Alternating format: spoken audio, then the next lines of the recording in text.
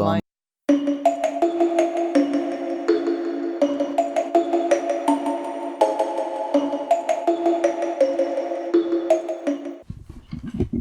Welcome back.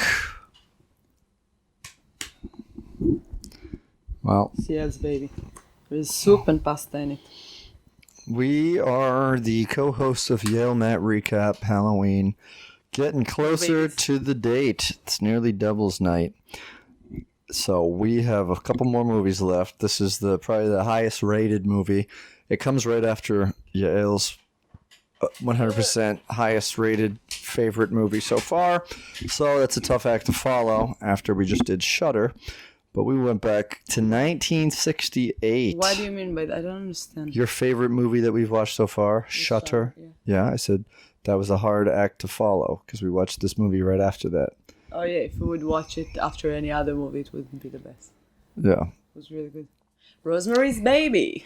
1968, Roman Polanski. I don't know if it's because of the movie, but my stomach hurts. I don't think it's because of the movie. I think it's because you just ate a bunch of pasta and matzo ball soup. No, it was. And coffee. Before that. I don't know. So the movie starts off with a song. What did it say? Heil Devil? The movie doesn't start off with Heil Devil. No, what did they say in the end? Hail. What? We're not even at the end But yet. what do they say? They say Hail Satan. Hail Satan. Yeah, spoiler alert. It's about a demon spawn. And I was assumed, I would guess that the movie is different. Because I heard so much about the movie. you would guess that the movie is different? Yes, I would I don't know. I thought that it's going to be like the baby is alive and it does weird things. Yeah, like you'd think that the baby is more of a character. Yes. But it's really not. about Rosemary having She's a baby. So cute. Let's go to the is that sheets. Roman Polanski? He directed it. Okay. And judged by the cover, I heard so much about it. That's what you got from looking at the cover. I have no idea why I've never watched it. But yeah, the cover is cool. It's like I don't know. It's one of those movies that I just heard so much about it. I don't need a cover. Like I did see the cover. Times. Yeah, it shows one of those old style baby carriages. Do I want to what? We are lopsided. Oh, now your stomach should feel better. Yeah. So it's just like one of those. Like a roller coaster. So it's just one of those old style baby carriages, looking like the one that the Penguin is in from Batman Returns, but on the eve of a nuclear holocaust, because you see just big green smoke clouds behind it, and then a big face of Rosemary looking up at the sky. Body count. Said 7. I said 3. You got it. Yes. How many were there? 2. 2? The girl who jumps off the building, and then Hutch. Ah, yeah. First kill. I'm pretty proud of this one. Yeah, that's what I said 17 minutes and 5 seconds.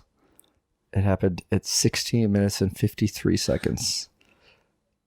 Pretty close. 12 seconds. I was within 12 seconds. You get it exactly right. Nudity and sex. You can do better next time. Yeah, I know. Nudity and sex. I'll say yes. I said no. And there was both. Yeah. Bleak ending. Oh, I said yes. I said no. Did you watch the movie before? No. I'm just wondering. I said no. Yeah. Animal death. And it was pretty bleak. I said yes, puppy. Oh, you're terrible. Yeah, well. I said no. Okay, well, you were right. Yes, the long. I said she's a new mom with a little bundle of evil. You know what I said? Congratulations, it's a boy. Ooh, you guessed the gender right. Oh yeah, I could. Yeah, because I would guess that like a baby girl doesn't is not gonna appear in a creepy horror movie. A baby girl. Well, there's a really a baby boy is like. I was thinking about like a demonic thing. So. Oh, well, I saw a movie that involves a baby girl that's very creepy called Grace, and it's one of the creepiest movies I've ever seen. What is it about? It's about a woman who is pregnant and she gets into a car accident and the baby dies in her stomach, but she still gives birth to it and she gives birth in a pool. You know how some people do that with a midwife, not in a hospital. And It's not the movie that we watched last year with. no. And while she's in the pool, it comes back to life. But when it breastfeeds, it just sucks blood, and she has to keep giving it blood. Oh my god, that's terrible. Yeah, it's a great fucked up movie. I think it was from Canada. So this movie starts off with a sweeping, real cool look at New York City while a song plays that just says la la la la la la la la la. That's the only lyric. And then we see I understood all the lyrics and the... Yes. I could do that at karaoke sometime. Then it's an actor and his wife apartment hunting.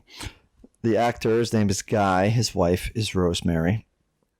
And they check out this apartment of a previous tenant, and she just died a couple of days ago at a hospital. Didn't die in the apartment. That was one of their first questions. And all of her stuff is still there. So this is the hustle and bustle of New York City. You got to get on those vacant apartments, especially ones so big as this. And Rosemary sees a weird note. Beautiful apartment. Yeah, it looked like the inside of a house, like a big mansion that you would also see in a horror movie. What?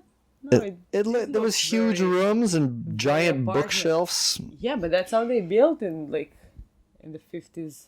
Yeah, okay. Like in Tel Aviv, like now everything is like just very small because they want to pack more. Yeah. But it used to be like much bigger. Like the rooms, if you will go to like one of those like Bauhauses, like classic buildings in Tel Aviv, the rooms are huge. Usually like you rent, I don't know, like at least $500 per month. Like a huge room, you can make it like as a studio thing. Yeah. So, well, it is worth noting that part of the apartment used to be the neighboring apartment. There's there's 5 closets there, and one of them they look at is blocked by this.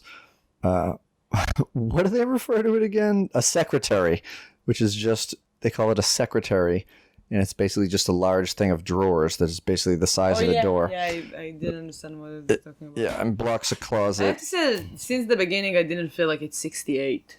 I was like, that's very impressive. Yeah, it didn't feel like an old movie, because we've watched a bunch of older 60s and 70s movies, and like I think because it was so well done, Killer it's just seemed Clowns more... from Outer Space felt like much older than this movie. Yeah. Like it was so smart and so well done, which is Yeah, and this movie was incredible. too. It's like, what? Killer Clowns? No, I said, yeah. Oh, that's what I thought you were talking about. Yeah. Yeah, so It was almost Killer Clowns. they're both almost. based on true stories. And then the Killer Clowns were hiding in the secretary. Yes. So they have dinner with their friend. No, I think he went to the kitchen at that point, but I love when in movies they move into a new house with only a lamp. They like open the door and they only have a lamp in their hand. I've seen that before in other movies. Yeah. Do you know what I'm talking about? I mean, I understand the sentence that you said. It's not something that I've noticed in movies.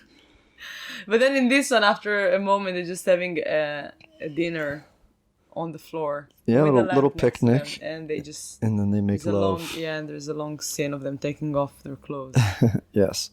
And so before that, though, they have dinner with their friend Hutch, and he talks about how there was some weird stuff that went on in that building, witchcraft, a dead infant found in the basement, covered in newspaper, and they think, bad stuff has happened in every place. This is New York City. And then they make love in the empty room after they finally move in. Rosemary is downstairs doing laundry, and she meets Terry, the guest of the couple next door. She talks about how they saved her life. She was a former junkie living on the street, and this couple was kind of like grandparents for them. But she hates the basement, and so they agree to do laundry together because it's scary down there. And upstairs, the young couple settling in. And the walls are thin. They can hear the old couple talking next door. God bless America. It's just like us. Yeah, and we can't really hear anybody talking, but we hear people walking. I can hear the people over there sneezing sometimes. I've never heard that. Never? It's the creepiest thing because I've never heard them like talking. Oh, we heard them one time like watching The Office.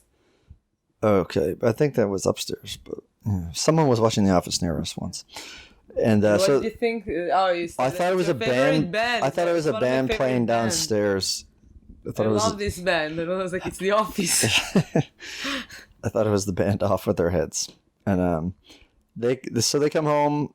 They're off. They're out for the night, and they come home and they see police around there.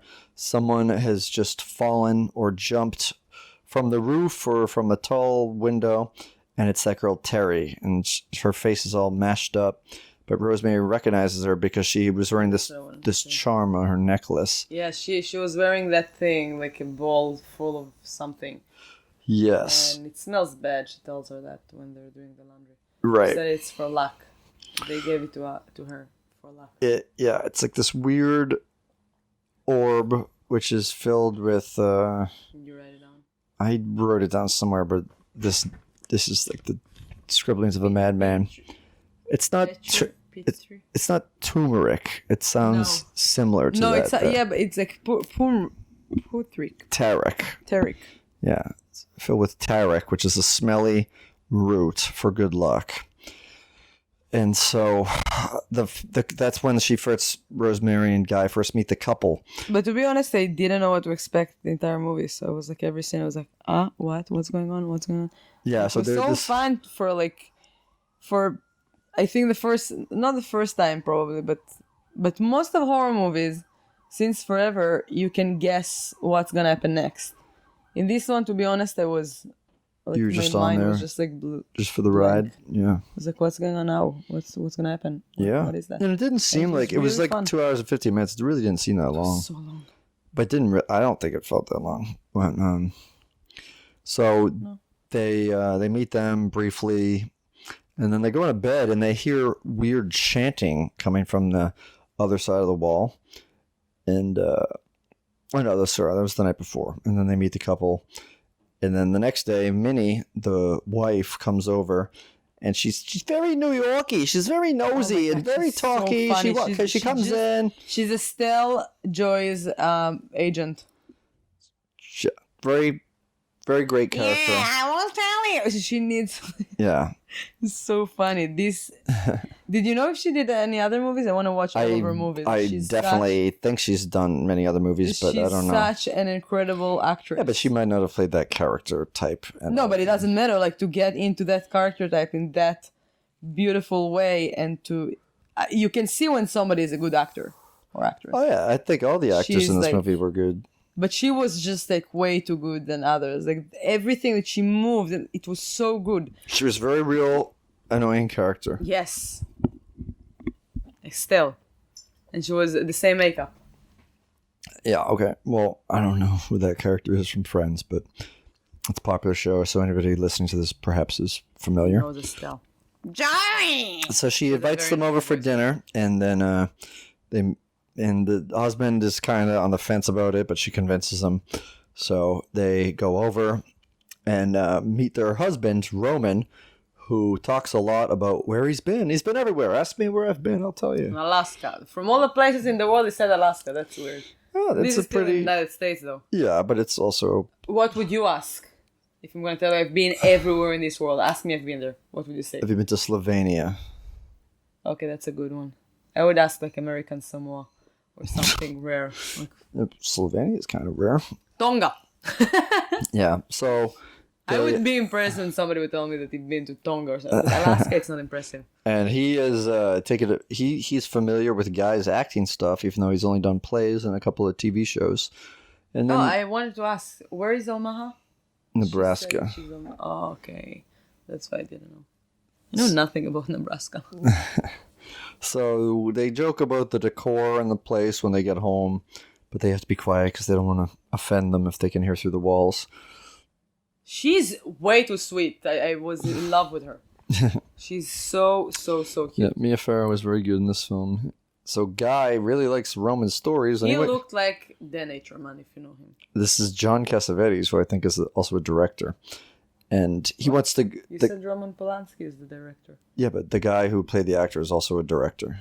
John Cassavetes. Like the directors? No, he's an actor. There are people who are directors that also act. Quentin Tarantino has been in movies that he hasn't directed, But a main character? I mean, he's not the main character, but yeah, actors can sometimes direct, yeah. And so he wants to go back over there the next day, talk more, probably get his confidence stroked from Roman more. So he wants to go back the next night. Rosemary does not. But she don't... They're very annoying neighbors. Like, after this movie, I was like, I wish that none of our neighbors would ever talk to us. Okay, well... Just to avoid that. Well, I don't think you have to worry about that. I'm kidding. I'm very nice. I don't like when people ignore me. Yeah. I say hello and smile to them anyway. You should just go next door and bring a friend over and sit down and immediately start knitting. Oh my god, that was such a funny scene. We want to meet Guy. I told Can we come in? Laura Louise all about it. But Rosemary notices that in the house, all the pictures were taken down because there were like clean spots there. And then that was kind of weird. So Rosemary answers the door the next day, and it's her and her friend Laura Lee who come in. Her friend lives on the 12th floor. And they immediately come in and start knitting. And Guy gets a call, and he learns that the actor he was an understudy for in the play has suddenly gone blind, and now he has the part. But I have to say that it's such a funny thing that, like, those stories when you're, like, nice to somebody and then it gets stuck with you and it doesn't, like, you always need to be careful. Like, she was so sweet. She's like me. Sometimes I'm very nice to people in this neighborhood and they just keep talking to me, even if I don't have time. Yeah. Because some people don't feel, like, the vibes and she just, like, she didn't want them there, but she couldn't say, get out. Right, yeah. So... she just wanted to chill and listen to a record, and she begrudgingly took the record off and heard her just chitter-chattering with her the whole time. They were knitting. And then... I just imagine our neighbors would knock on the door. Can we come in? That would be good. And then Minnie gives her a present, which is a good luck necklace, which is the same necklace, maybe not the exact same, but I think it was the exact same, that Terry had on when she died. It was Terry's. Yeah, Tannis root. And then Rosemary feels weird about Guy getting all this success all of a sudden. She's talking about it in therapy, and it's preoccupying her. And so he kind of realizes that he's been a dick. He gives her roses and apologizes. And he says, you know what, I want to start having kids. So they have a romantic dinner, which Minnie interrupts, but doesn't come in. She just drops off 2 desserts. Rosemary notices that there's a weird undertaste to it. And then she dumps like half of it on her napkin to throw away. And starts feeling dizzy and collapse. And this was like a really cool dream sequence that happens. She's on a bed in the ocean. And it looked like John F. Kennedy was on there. And then he turned into her therapist. And her friend Hutch couldn't come on the boat because he's not Catholic. And then Guy takes her clothes off. And... she's naked and being raised up to like the ceiling of a church, like where Michelangelo made the famous paintings. Is that the, do you know the name of that church? Is it in Italy or France? It's not in France, it's in Italy. I know what you're talking about. Yeah. I don't know. I know also how it looks like from the outside. I think maybe this one. Or a reference for this one. Was it the Sistine Chapel? Is that it? The Sistine Chapel? Yeah. I think that's it. But also like those paintings are everywhere. Like they redo them. Yeah. Like in different places.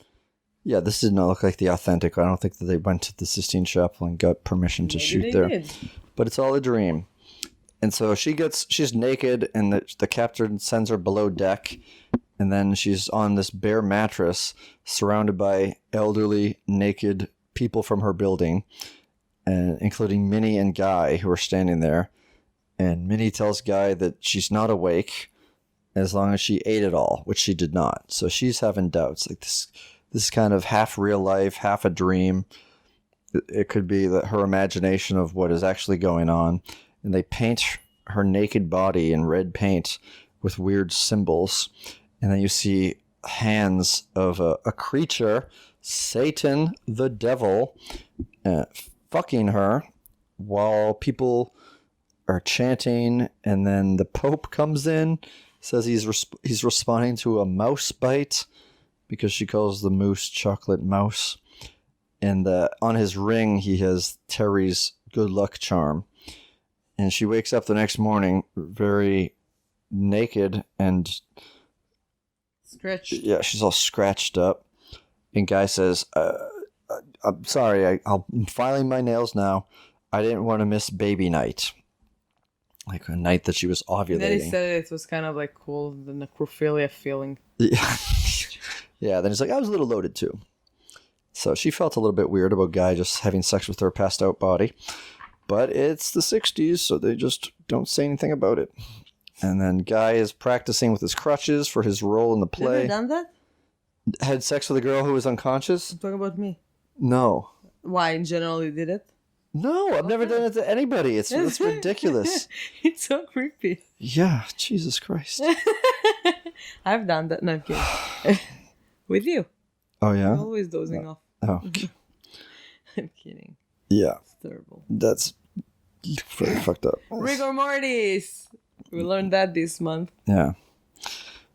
So Rosemary is saying the guy hasn't been looking at her, and he's just distracted in his role. Then she gets the news, boom, that she's pregnant. And then Guy finds out, and he wants to tell Minnie and Roman immediately. And they burst in, and they start showering her with adoration. Wine. Yeah, they bring her wine immediately, and they toast to a healthy baby, which is kind of funny. That's so weird. Yeah, I was wondering if, like, in those years, it was still, like, they knew already about the consequences of, like, don't drink. Yeah, I don't know. Be pregnant. I don't know. Maybe it's, like, a newer thing. Because you can drink, like, once in a glass while. of wine, don't drink a lot, don't get drunk. Like, don't drink more than a glass or something. But also, there are, like, so I bet there's some pregnancies that the woman was drinking and the kid were fine. Like, it's more than that. I don't know. Yeah. So they find out and they start recommending an obstetrician for her and all these doctors. Only the best doctors for you, dear. And then she wakes up in the middle of the night. She can't sleep. She puts on the necklace that Minnie gave her. The doctor tells her she can't take vitamins, but Minnie will make a shake for her to drink every day at 11. And then she goes home and gets a what is now known as a pixie haircut. And she says she's been to Vidal Sassoon. And everybody hates her haircut and is super... She looks like a little boy. They're super adamant about it. Do you think I should get that haircut? I've never had that. And I always wanted. It's very 90s. Okay, well, if you want to get that haircut, why do you think it's going to fit me? I look like a boy anyway. I don't know. How could I say? I've never seen you with very short hair. I did show you pictures of me with spikes. Okay, why don't you just get that then? What, spikes? Yeah, get spikes. But the hot dogs. I want to donate it. And so she's pregnant and she's drinking these shakes, but she's having these pains in her stomach. And this is November. And the doctor says, it's just normal. It's your pelvis expanding. It'll be a couple days. And so Guy comes home, starts criticizing her haircut. She cooks steak barely. This is mostly raw meat. That's for sure. Like, don't do that when you're pregnant. A glass of wine, okay, we'll give that. But a rare steak, like, no. I mean, pregnant women have weird appetites, but this is too weird. What do you mean? You don't eat, like, for the baby. It's dangerous. Oh, I'm not advocating it. I'm saying pregnant women have weird appetites. I didn't say anything. Yeah, but do you know that it's like, don't eat raw things? I know you shouldn't eat anything that's dead anyway, because vegetarianism is the way to go. No, when you're pregnant, when you want to have, like, meat, eat it well done. Okay. Because then otherwise the bacteria is, I don't know. There's something in it. Yeah, okay. That makes sense. I'm a waitress for many years. Women shouldn't eat, like, eggs sometimes that are, like, not pasteurized stuff. I don't know. Don't eat fertilized eggs if you're pregnant. And so she's Kinder's egg. She's super pale and she doesn't go outside. And Hutch, her old friend, comes by to also shit on her haircut and comments on her weight loss. And it's weird that she's losing weight although she's pregnant. Also, I don't know if you realize, but her eyes were like, she had like dark circles all around. Yeah. She looks real bad. And her haircut looks fine. And then you like it? Roman from next door comes by to see if she needs anything. Do you like her haircut? Yeah, her haircut looks fine. And so he comes in and he meets Hutch. And they talk about tannis root. And Hutch is like, I got to look that up in the encyclopedia. These are the days before the I internet. have news. Oh, breaking news. 2020, The Garage. January 3rd. Oh, they're remaking it for a third time? It's Canadian. Or second time? Canadian, United States. Okay. I don't know. It's weird. All right. Well, there's the news update. Yeah. Without Sarah Michelle Gellar. That's weird. So, Roman comes by, blah, blah, blah. They meet. Rosemary notices that Roman has pierced ears. She thinks that's kind of weird. And then Guy comes home and interrupts them hanging out with a big carton of cigarettes. His makeup is still on from the set of the TV show because they're in the middle of a rewrite. And he says, "Oh, Hutch, I think I have your coat here because it's not mine." And he gives him the coat, but it's missing a glove. And then Hutch leaves, and he calls her later while she's resting in bed and asks her if she's been going out. She says no. And he says, "Well, I want you to meet me at 11 tomorrow at the Time Life building. I don't want to talk about it on the phone." So she tells Guy. He's so sweet. And Guy's like, "Oh, okay. That's weird. Well, I'm going to go out for an ice cream cone. Do you want one?" And so she does. And then she runs into Minnie the next morning on her way out. She says she's going to meet a friend, so she's going to skip her drink that day. She goes outside to the building, is waiting for Hutch. He's not there. She's feeling real shitty. Still been in pain for months now, or maybe 2 months now. Excuse me. Ooh, it just came out. This is like right before Christmas. So she calls his apartment and finds out, well, if you're listening to this podcast right before Christmas, my burp came out on Christmas. She finds out that he fell into a coma early this morning. So Rosemary's walked around more. She's all fucked up. And so, what a coincidence. She sees Minnie on the street, who immediately says that they should go home. And so she takes her home. And the next thing you know, we're at a New Year's Eve party, 1966. It's being rung in. And Rosemary is in the kitchen eating raw liver. Could you tell that's what it was? The what? She was eating with her hand liver. Oh, yeah. I wasn't sure if it's liver, but it looked like something, like an inside thing. Yeah, and just some sort of an organ. Organ meat, maybe the grossest phrase ever. Ugh. And so whatever, this is a New Year's Eve party filled with old friends. I mean, elderly friends and other people from the building and the doctor for some reason. And you could tell Rosemary is feeling frustrated, feeling weirded out. She has to be in the house all the time. So she tells Guy that she's planning a party for all of her friends she hasn't seen in a while. Basically, the rule is you have to be under 60 years old. And then while she's getting ready for it, Minnie comes by to deliver the drink. And she tries to intrude and offer to help for the party. And Rosemary's like, no, I'm not going to. I don't need your help. Also, I get nervous when people watch me cook. So she politely gets rid of Minnie. And then pours the drink down the drain. And the party happens. And all of her friends are there. And they're all in agreement that they don't like her haircut. And by the way, the raw liver is a real thing. It says Mia Farrow actually ate raw liver for a scene in the movie, despite being a vegetarian at that time. Wow. That's dedication to the craft. At the time, probably after she ate it, she was like, I love that shit. She got a thirst for blood. Oh, poor Mia Farrow. The sacrifices that she made. Did this movie win awards, by the way? Oscars? Can you check for that? Yeah, we'll check for that too. It was probably definitely nominated, but... That was one of Stanley Kubrick's favorite films. Yeah. Mm-hmm. This makes sense. And, the party, she's, talking to old friends, and they all encourage her to go see another doctor. This is January at this point, and she's been feeling pain since November. And so she gets in her head that's what she's going to do. Oh, and by the way, she's singing the la la la la. Oh, really? Okay, that's cool. Yeah, cool facts. So Guy hears this news from Rosemary, and he freaks out about it. And he says, it's not fair to Dr. Saperstein that you would go to this other doctor. And they argue, and in the middle of the argument, her pain suddenly stops, and she feels the baby kicking. And then there's a montage of the next couple of months of her driving around.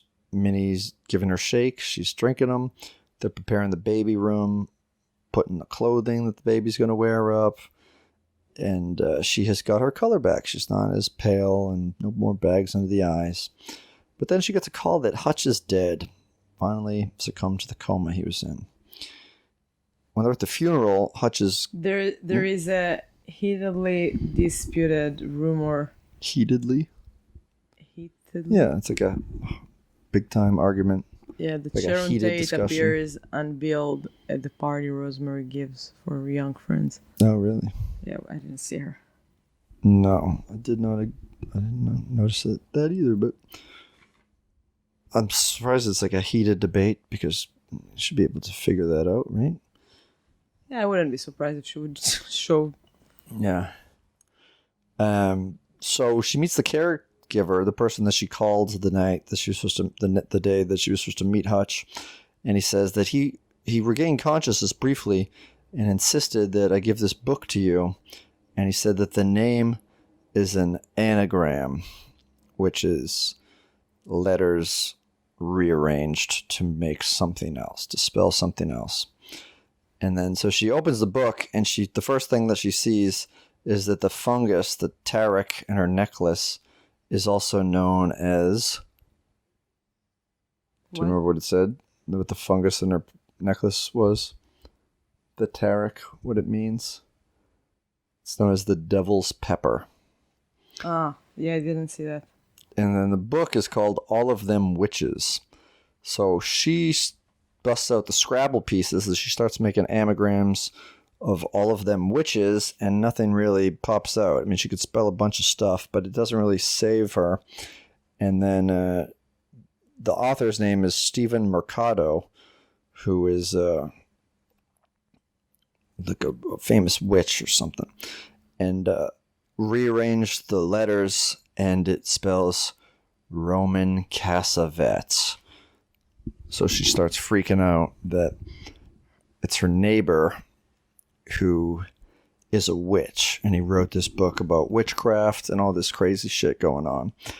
She shares the news with Guy. He doubts it, but he listens to her, and she tells her that they use blood in their rituals. The most powerful blood is baby blood. She wants to sublet the apartment and get out. He does not want that. He doesn't want to even read the book anymore. He tells this to Dr. Saperstein. He tells her Roman... Every time they say Saperstein, I think like self-esteem.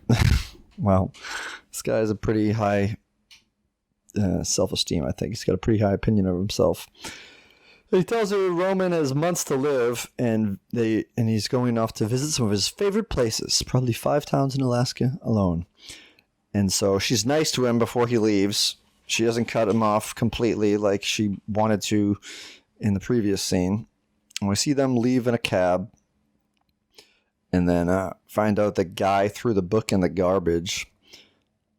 Rosemary wanders through traffic to a bookstore. So this thing, another trivia thing. So she was walking in real traffic. Yeah. And Roman Polanski is holding the camera because he was the only one that decided to do, like, he was Took willing that to do risk. that. Yeah. Yeah. And she was so scared, and he told her, like, nobody's gonna run over a pregnant woman, just go. And that's a good director. Yeah. Just risk your life. I mean, nobody was art here. Nobody was distracted by their cell phones in 1968. So yeah, and so she goes to a bookstore, buys some new books. She calls the actor that went blind, and she mentions another thing. So she was told that somebody is gonna answer the phone. She didn't say, like, they didn't tell her who, and the entire phone call, they tried to understand who's she talking to. And that confusion, that's what Roman Polanski wanted. Oh. So it looks great. Yeah. And so calls up the guy who Guy got the part of. The person went blind. And she mentions that she has his tie and that they traded ties. but it was an accident or something, and he'll give Guy back his tie. And then she starts just abruptly ends the phone call. She's very confused, or she just made some realization, and then she gets the fuck out of there. She packs a bag to leave. She's going to the doctor's office, sweating in the waiting room, reading a Time magazine issue that says, "Is God dead?" And the receptionist compliments her and perfume. Also another thing, Yeah. the baby was due to June 6th. 66. Yes. Ooh. No, June 28th, but it was like June of 66, so it was like 666. Mm. It's cool. Didn't think about it. Yeah. Because they did say something about their like year 66 or something. Yeah. Well, yeah, there was New Year's Eve, 1965. So she's waiting to go in, and the receptionist is just making small talk, compliments her about her perfume, and she says, "Yeah, I got rid of the Tarek." And she says, "Oh, maybe you can convince the doctor to do that." And then something clicks in her head. Oh shit, maybe the doctor's involved in this. So she says she has to go talk to her husband in the car, and then she gets the fuck out of there. And she calls up her other doctor after this very tense phone booth scene and starts telling him that there's a plot against her, and they're going to try to make her give up her baby. They're witches with spells, and he listens to her, and he says, "Okay, well, we can meet in my office." And she keeps going on and on about it. And the actor is Charles Grodin, who is known for comedy. He's a legend. Tells her to go lie down, and she takes a nap. She wakes up, and Dr. Hill lets into the room Dr. Saperstein and her husband, Guy. And she is helpless and hopeless at this point. They take her back to the apartment. Right before she gets on the elevator, she dumps out her purse, and they bend over to pick the stuff up. And then she runs into the elevator and goes up to her apartment, locks the door just in time. But then the doctor comes in with the needle, and pretty much like a group of old people from the building come in, and they hold her down and sedate her. And at this point, she goes into labor. She wakes up with Guy over her, and he says, "It's a boy." She passes back out. She wakes up again, and there's another weird old lady reading Reader's Digest with a magnifying glass next to her. She asks where the baby is. Lady. Yeah.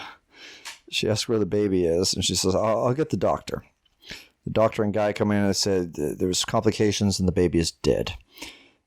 And then Guy's like, "Wow, you were really hysteric talking about witches and stuff. The doctor said that's called prepartum," which I've never heard of, but postpartum depression is when women feel very sad and suicidal after having a baby. So prepartum is just hysteria in a different way. And he says, "Oh, it won't affect future births. We could start again in a couple of months. I'm going to move to Beverly Hills." And she wants to see his shoulder. So it is an Oscar winner for the best actress in a supporting role for Ruth Gordon. She did. Minnie? Yeah. Oh. And best writing screenplay based on material from another medium. Best adapted screenplay. Roman Polanski. Oh, that's a nominee. Oh. And Golden Globe best supporting actress, Ruth Gordon. Golden Globe nominee for best actress for Mia Farrow. She didn't get it. And I'm looking for like awards. Yeah, those are the big ones. David D. Donatello Awards. Best foreign actress. And best foreign director. That's cool. It's pretty good. Yeah. And so he shows her shoulders. There's no weird symbols on them. But then she hears a baby crying through the wall. And she's wondering if she's losing her mind. And they're taking care of her. They're giving her pills. She starts taking the pills and hiding them. And they're pumping milk from her breast. And Laura Louise says, "Oh." In a very weird, how do you call it, pumper? Yeah, this old glass pumper. And she says, "Oh, we're just going to throw that away." So she goes to put a spoon in it. And they're like, no, that's no good. Don't put that in there. Just for organizing. She was not a good actress. Seems suspicious. She annoyed me a little bit. And so she is becoming more paranoid that they took her baby and they're living next door, even though Guy said new people moved in and they also have a baby.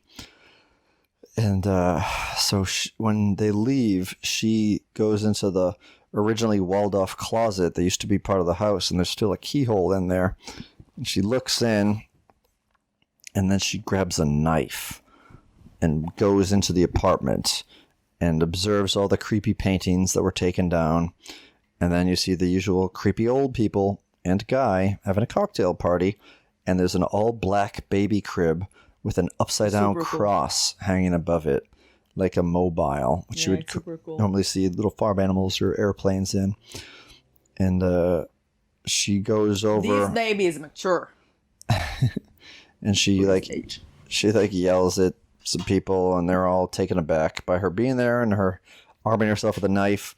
And she looks at the baby. She says, "What have you done to his eyes?"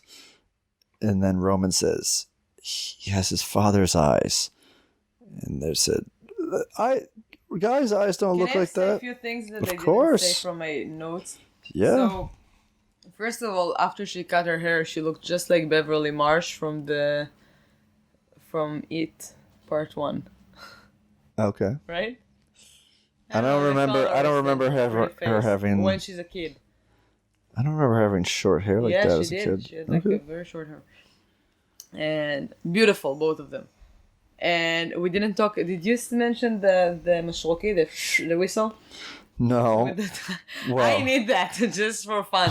I'm just gonna whistle on like drivers. That's how Minnie hailed the cab when she saw her on the street after Hutch didn't show up. She whistled to the cab to pull over. Yeah, but she just took it out of nowhere, just like. Yeah. And I was like, I need. Like she was a bellhop at a fancy hotel. Yeah. I see them use those. And then another very funny moment after the party that they do for the young people. There's a huge mess. There are like cigarettes on the floor. It's such a mess. And then guy is looking at her, is like, "All right, do you want to leave? Do you want to move?" And I love that moment. It was a good line. Yeah. Yeah. And I have to say that it reminded me. I watched recently an article, like it's like I don't know. They did like how do you call it? An article, like filmed article. A filmed article? Yeah, like a story. You would say like a story was. Yeah, about crazy rabbis that, like, I watched a couple. There was one that like a crazy rabbi sell babies in like from Israel to United States. So if a woman wants to get an abortion, they offer her a lot of money and they just send her to give birth in usually Brooklyn or there was they mentioned like Monsey in New Jersey, and she gives birth, and then they sell the baby to like very religious people that can't bring kids. So basically, for them, it's like a good deed, but you don't do that. It's not the way to do that. Yeah. And so there was that story that made me think about it because it's real life and it's like fucking terrible. And then beside it, there was another thing that. Like when Guy was involved in that, I was wondering if he was into that before they moved or probably not because he didn't know she decided to get the apartment. She said like, "Oh, I like this one." And he was like, "Yeah, that's more expensive than the other one." Mm-hmm. Like, "Yeah, but I like this one." So I was thinking like maybe he's part of it at some point. And there was another story that there was... well, can I tell you where I think he became involved in it?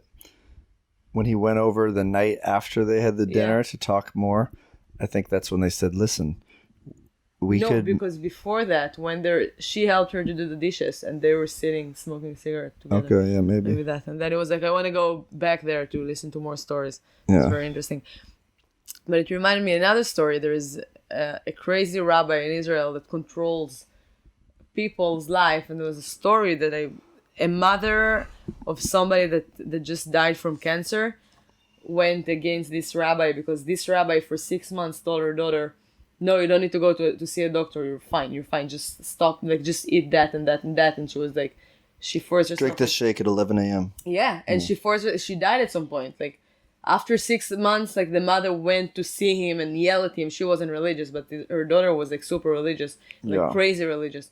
And the mother wasn't, and she went to talk to the rabbi, and she was like, "Please, it's my daughter. Tell her to go to see a doctor. She doesn't listen to me. She doesn't listen to anyone. Only to you." And they paid him like $200,000 to that person. Wow. And he tells them what to do. And the daughter, like, you hear her like, "No, but he said that I can't go. Like, I can't go to the doctor." So it reminded me of those things. I was like, wow, that's people sometimes like locked in their brain to something, and it's so crazy. Yeah. So it did like made me feel like a real horror, like real life horror. She's crazy. So she goes over to the baby And that's crib. it. These are my notes. And then Roman says, well, it's not Guy's eyes. It's his father. Satan! Satan's the father. The baby's name is Adrian. And Roman encourages her. He's like, you can be a real mother. You don't have to join with us. You can see how it goes. Just be the mother. And then Guy says, oh, but come on. They promised you wouldn't be hurt. And they're giving us so much stuff. And she spits in his face. And then Minnie gives her tea. There's not anything in it, honey. It's just Lipton tea. And then Lori Louise is rocking her too fast. And Rosemary comes over. It's like, get the fuck out of there. Let me rock the baby. And then the party goers gather around. And then she looks at the baby for the first time, really, as a mom. Like, accepting that. Yeah. Did you think? I thought that she was going to, like, stab the baby or kill Yeah, I was or throw it at the thinking window, about because that. the window is, like, right behind No, them. I didn't think about like a window. I was thinking like stabbing him. Yeah. Nope, she didn't. But no, she accepted Very her bleak fate. ending. She's going to love Adrian. Yeah, it's still her son. But yeah, great movie. And this is all done. La la la la Two ads. la. Oh, No. you can put the volume down for the ads. No, So- okay. No ads on our podcast. They don't pay us. Yeah. That's what I wanted to show you. Hi, Look. I'm here to see Estelle Leonard. Just a moment. Let me see if she's in. Hello. She just said. Like the same. She You're looks still the same Leonard? too. I know. You weren't expecting someone so fantastically beautiful. So, Maybe. I love Friends so much. Yes. Way too much. Always. So that's the recap of Rosemary's Baby. If you haven't seen it, you should see it, even if we just spoiled everything from you, because it's pretty much a Yeah, masterpiece. it's better to watch it than listen to us. Well, you know. Yeah. So that's it. We got 2 more days left. Tomorrow's movie, I am not looking forward to watching at all. Why? It's a cult. Yeah, I don't want to see this. We're going to watch Cannibal Holocaust, Yeah. which is a cult that I do not want to join. I'm all Team Satan, baby, not cannibals. This is a movie that even as a kid that I wanted to watch fucked up things in video stores, like looking at this gave me the feeling like, I shouldn't be watching this. And so that's why I selected this last on the list. You know that the last is the most exciting. Well, it's not the last movie we're going to be watching. We're still one unnamed movie away from closing off the month. But Cannibal Holocaust is the last of your picks. Rosemary's Baby was the last of my picks. And then, well, I mean, I'm really going to let you pick the other one. We just finished your movies of the month. There you go. Wow, All done. that's so sad. Okay, I have a show. I need to go. All right. Bye-bye. Bye, everyone. Bye-bye. Follow Yael Matt See you Recap. Leave a tomorrow. review. Tell a friend. Kisses. Hail Satan.